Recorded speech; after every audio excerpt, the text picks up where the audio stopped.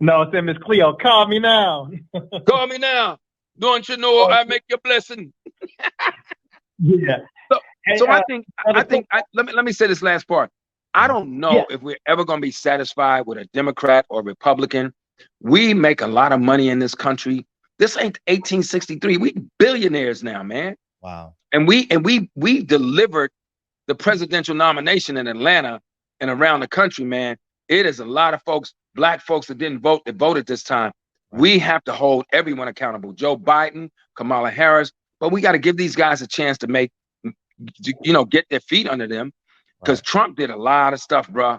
Right. Go back and do your research, man. And for all my brothers and sisters out there that voted for Trump, go do your research. Stop making these blanket statements. Right. Stop being capitalists that you only give a damn about money, man. Because if you do your research on Trump, he's dirty as two left shoes, bro. Isn't he? Oh my God. yeah. Anyway, what we doing next? What we talking about? I'm seeing all my high school friends chiming in. Alexander, yeah, Mr. Powell. My father went to high school with you at St. Anthony's in DC. Oh my God, that's Dane Edley's son. Tell him I said hello. Oh wow, that's beautiful. That's Dane beautiful. Edley. Oh, come on. His dad was a beast. John, I went to St. Anthony's High School in DC. After they damn near kicked me out of DeMatha. You went to DeMatha. Okay. Went to DeMatha for it. I'm gonna tell you how I got to DeMatha. But Dane Edley was a hell of a basketball star. John Thompson Sr. was my high school coach, and Dane was a bad boy back in the day. John Thompson was your high school coach? Wow. John Thompson was my high school. Luckily, I wasn't trying to play basketball, so I didn't have to worry about Big John cutting me. But when I say one of the baddest people, most incredible men, oh man, I can't even find the accolades for John Thompson. Wow. It's just the word. He was the epitome of a black man, and his sons and his family I love, and and so I'm just honored to have been in his presence. But then another great man, Morgan Wooten. Morgan Wooten. So I did an interview this morning with Sister to Sister. Yeah. And I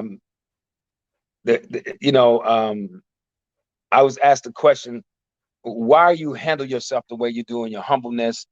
Well, my nephew is a sportscaster, James Brown. You know JB? Yeah. So now you can get your advice on what to do with your beard then. CBS. No, yeah. JB don't have JB. JB ain't got no beard. No, but he got he put something in his hair.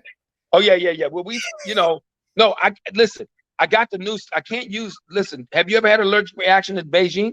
No, I haven't. Not yet. Bro, listen, I used a new thing, Cream of Nature, the other day, because I was doing a movie and my eyes swell up. I had an allergic reaction and I could have died. So you should look it up.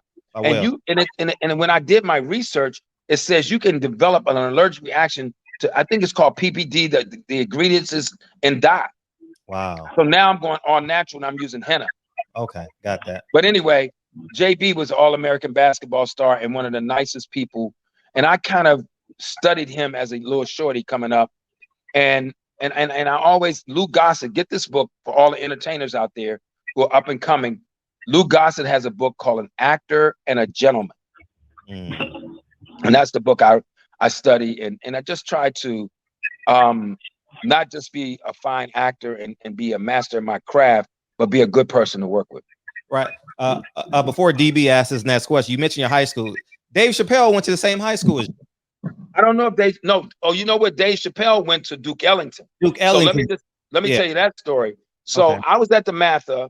I went to in 8th grade, I was at Woodson Junior High, and JB was an All-American basketball star. So my sister Marianne Brown was JB's mom. We have different dads, same mom. And so I spent my weekends from the time I was 4 until I was in college with JB and them. And then my dad got sick in my sophomore, junior year in high school, and I went to live with JB full time, and my sister, who was his mom. And so when I got into acting, I was in a program called Workshop for Careers in the Arts, and my teachers were amazing. But my dance teachers, everybody knows, some people know, everybody knows Debbie Allen. Debbie Allen was my ballet teacher. And she was a master. And so I went there and I got into workshop for careers in the arts, and the program got so big that they merged with Western High School and became Duke Ellington. And that summer we went there that summer, and then in the fall of September, I think 74, I went to college. Right. I'm sorry. No, Dave Chapelle went to Duke Ellington. Go ahead. Did you ever have any conversations about being black in Hollywood as it pertains to Dave Chapelle? Have y'all ever had that? No, you know what? I've only met Dave Chapelle one time. I think I saw him at the Cleaners before he was really Dave Chapelle. Wow. And I didn't know him that well. I've never met him, but I think he's amazing. And of course, Martin is from DC. Tony Tone, some real talent that comes out of DC. Genuine's out of DC area. Some real wonderful talent. Tony Braxton from the DMV area. Maya. My man. Tommy Davidson is from the DC area.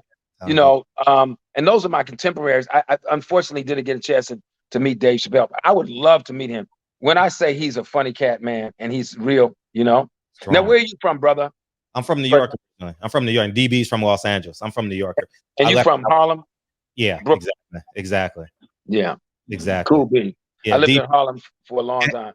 I read your bio. Yeah, DB, go ahead.